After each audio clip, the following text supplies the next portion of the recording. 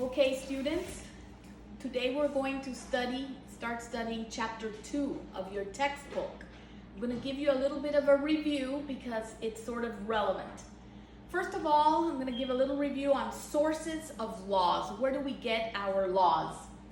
We get them from the U.S. Constitution, number 1. That's where the Bill of Rights comes in.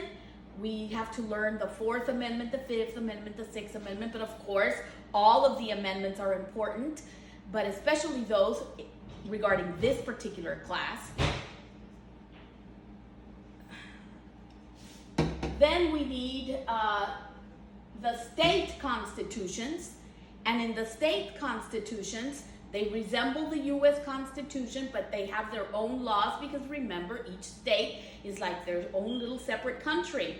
So as long as they don't contradict or violate the laws or the rights provided in the U.S. Constitution, each state can have their own constitutions.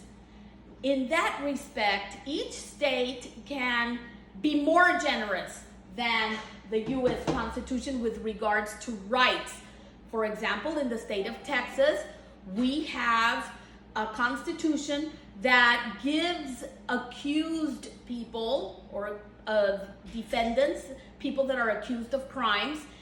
The state constitution, the state of Texas, provides more rights than is required by the U.S. Constitution. Then so we first get our laws from the constitutions. Then we have federal and state enacted laws.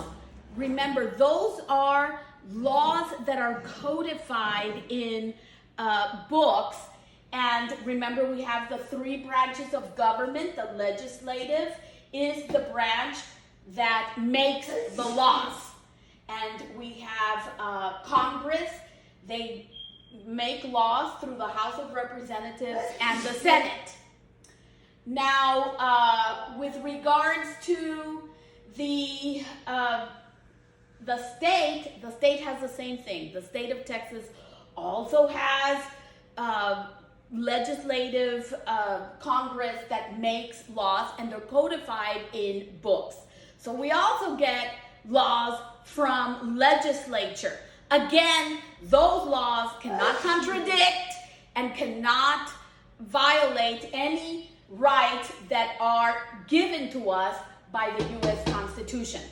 Then finally, we have common law, which is also called court law or case law. Those are laws that interpret the federal and state enacted laws and also the U.S. Constitution. And we have federal case laws that we need to learn, and Texas laws, or each state also has their own laws. So in federal case, the highest court, the one that gives the one that has the highest authority is the United States Supreme Court. In the state of Texas, it's the Texas Court of Criminal Appeals for criminal cases, or the Texas Supreme Court in civil cases. I also like to talk about these 2 words that are very important called precedent and stare decisis. What they mean. Precedent means a prior decision made by a court that serves as a guideline, that serves as an example. So in case there is another case that is similar to that the facts of that case are the same, we can look at precedent. We can look at what have courts done in those situations in the past. Stare decisis is also the same thing as precedent, meaning that the decision of a court should stay the same, unless in certain circumstances the own court changes its mind, but that's very rare, and contradicts completely what they have decided in previous cases. Okay, I'm going to pause for now, and then I'm going to talk about the several courts that we have